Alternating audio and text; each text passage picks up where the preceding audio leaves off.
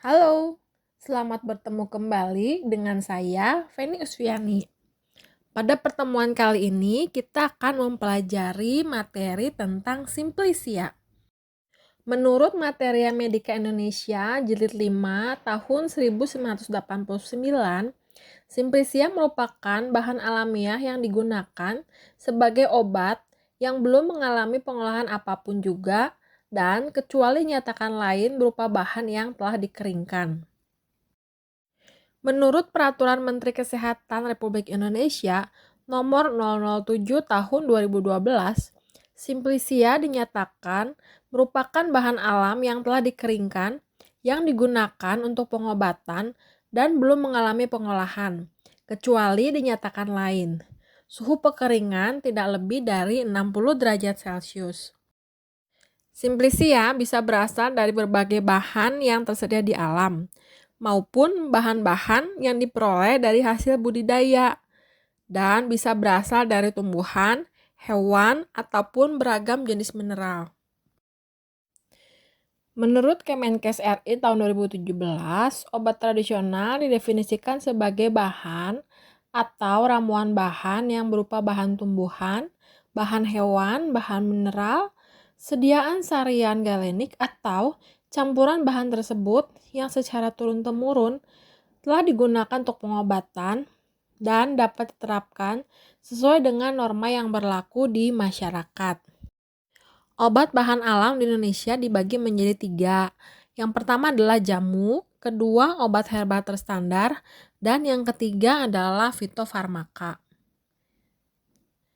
Penanda jamu adalah logo yang berupa ranting daun yang terletak dalam lingkaran. Logo ini biasanya ditempatkan pada bagian atas sebelah kiri dari wadah atau pembungkus. Logo harus dicetak dengan warna hijau di atas dasar warna putih atau warna lain yang menyolok kontras dengan warna logo.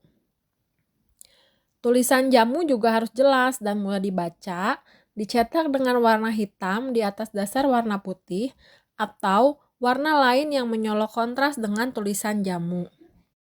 Sedangkan penandaan obat herbal terstandar adalah dengan mencantumkan logo yang berupa jari-jari daun 3 pasang yang terletak dalam lingkaran. Biasanya logo ini ditempatkan pada bagian atas sebelah kiri dari wadah atau pembungkus. Logo dicetak dengan warna hijau di atas warna putih atau warna lain yang menyolok kontras dengan warna logo. Kemudian tulisan obat herbal terstandar harus jelas dan mudah dibaca. Dicetak dengan warna hitam di atas dasar warna putih atau warna lain yang mencolok kontras dengan tulisan obat herbal terstandar. Untuk sediaan fitofarmaka, penandaannya harus mencantumkan logo dan tulisan fitofarmaka. Logonya berupa jari-jari daun yang membentuk bintang, terletak dalam lingkaran dan ditempatkan pada bagian atas sebelah kiri dari wadah atau pembungkus. Logo ini dicetak dengan warna hijau di atas dasar putih atau warna lain yang mencolok kontras dengan warna logo. Tulisan fitofarmaka harus jelas dan mudah dibaca. Dicetak dengan warna hitam di atas dasar warna putih atau warna lain yang mencolok kontras dengan tulisan fitofarmaka. Jamu itu sendiri didefinisikan sebagai sediaan yang dibuat menggunakan teknologi sederhana dengan tingkat pembuktian keamanan dan khasiat empirik. Beberapa kriteria sediaan tersebut dinyatakan sebagai jamu adalah 1. Aman sesuai dengan persyaratan yang ditetapkan. Kedua, ada klaim khasiat yang dibuktikan berdasarkan data empiris. Ketiga, memenuhi persyaratan mutu yang berlaku. Obat herbal terstandar yang disingkat dengan OHT adalah sediaan obat herbal yang telah terbukti aman dan telah mengalami uji khasiat atau praklinik. Produk ini menggunakan bahan baku yang telah distandardisasi. Suatu sediaan bisa dikatakan sebagai obat herbal kalau sudah memenuhi kriteria. Yang pertama adalah aman sesuai persyaratan. Kedua, berkhasiat dan khasiatnya sudah terbukti secara ilmiah atau praklinik. Yang ketiga, telah dilakukan standarisasi terhadap bahan baku yang digunakan dalam produk jadi. Keempat, memenuhi persyaratan mutu yang berlaku. Untuk fitofarmaka yaitu sediaan yang dibuat dengan teknologi yang baik dan khasiatnya sudah dibuktikan secara praklinik dan klinik. Sesuatu bisa dikatakan sebagai fitofarmaka kalau sudah memenuhi kriteria. Yang pertama adalah aman sesuai dengan persyaratan. Kedua, khasiat terbukti secara ilmiah, baik praklinik maupun klinik.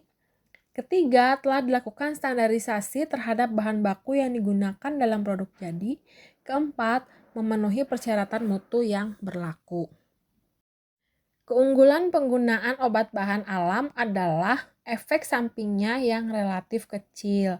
Namun, untuk menghindari dampak negatif, perlu dilakukan beberapa hal sebagai berikut. Yang pertama, perlu diperhatikan adalah kebenaran bahan.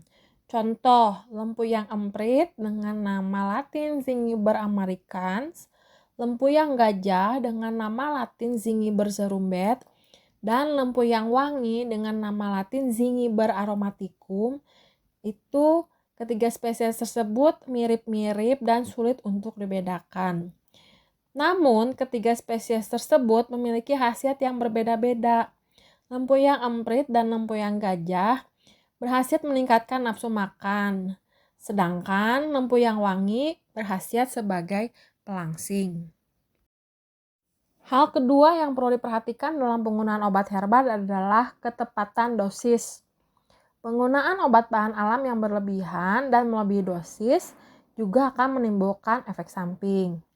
Contoh, tanaman dringo atau nama latinnya Acorus calamus. Ini memiliki khasiat afrodisiak, aromatik, karminatif, ekspektoran, stimulan, sedatif, diaforetik, psikotropik, dan halusinosik. Kalau digunakan berlebihan, justru akan meningkatkan aktivitas mental.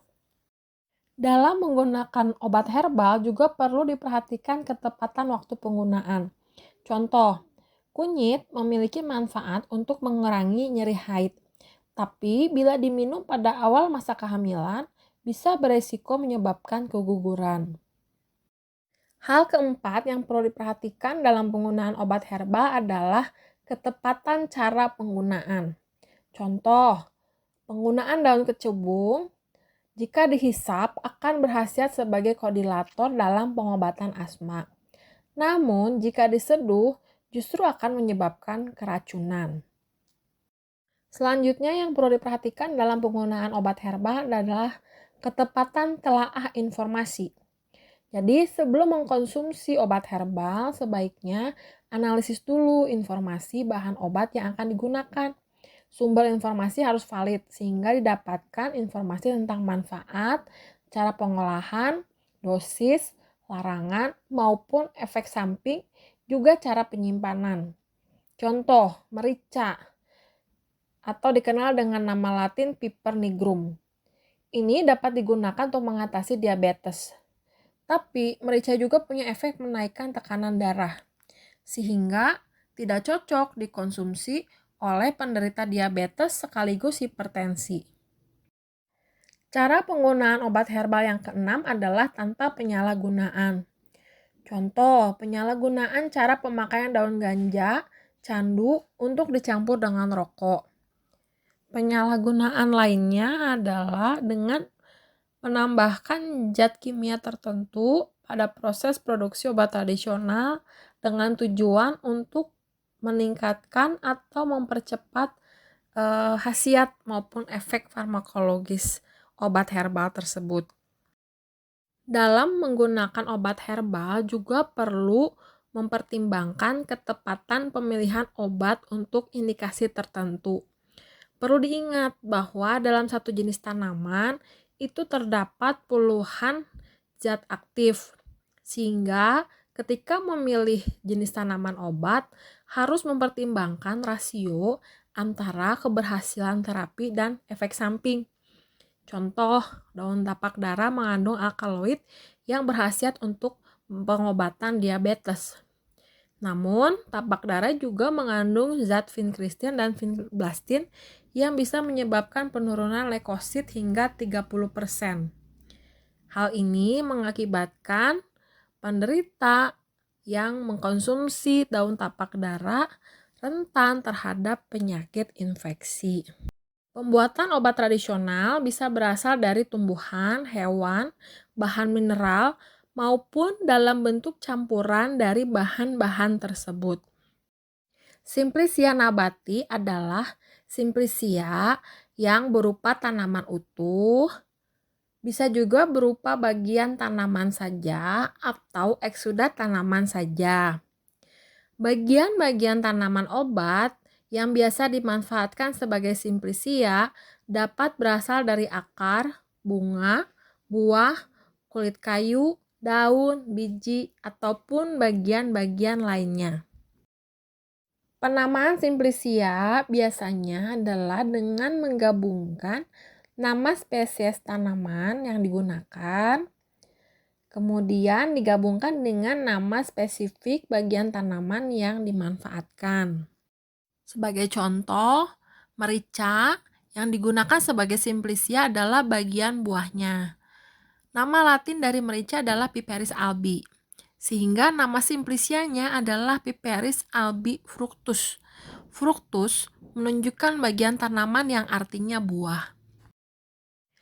Berikut ini adalah bagian-bagian tanaman yang sering dimanfaatkan dalam pembuatan simplicia nabati. Jadi kalau bagian tanaman yang digunakan adalah akar, ya nama latin dari akar adalah radix. Nama latin dari bagian tanaman rimpang adalah rhizome. Nama latin dari bagian tanaman umbi adalah tubera dan seterusnya, bisa dibaca sendiri. Contoh simplicia rhizome adalah kunyit, jahe, temulawak, kencur, temu hitam, dan lain-lain. Contoh simplicia radix yaitu alang-alang, pacar air, dan bunga pagoda. Contoh simplicia cortex yaitu kayu manis, kayu putih, dan secang. Contoh simplicia daun yaitu bayam merah, cincau, jambu biji, dan katuk. Sedangkan contoh simplicia biji yaitu pinang, pala, mahoni, dan kedelai. Simplicia juga bisa berasal dari hewani, yaitu simplicia yang berasal dari hewan, bisa dalam bentuk utuh hewan tersebut atau bagian-bagian tubuh tertentu, atau berupa zat yang dihasilkan dari hewan dan belum berupa zat kimia murni. Contoh simplicia hewani adalah madu, minyak ikan kod, minyak ikan paus, kelenjar tiroid sapi, cacing tanah, bisa ular, empedu, kuning telur, undur-undur, minyak bulu domba, susu kambing, hormon, enzim, serum, dan vaksin, dan lain-lain. Simplicia juga bisa berasal dari pelikan, yaitu simplicia yang berupa bahan pelikan atau mineral yang belum diolah atau telah diolah dengan cara sederhana dan belum berupa zat kimia murni. Contoh simplicia dari minyak mineral yaitu Paraffinium liquidum, Paraffinium solidum, Phaseolinium album, dan Phaseolinium flavum. Ya, keempatnya merupakan bahan salep dan juga pencahar. Demikian materi kita kali ini, semoga bermanfaat. Selamat belajar.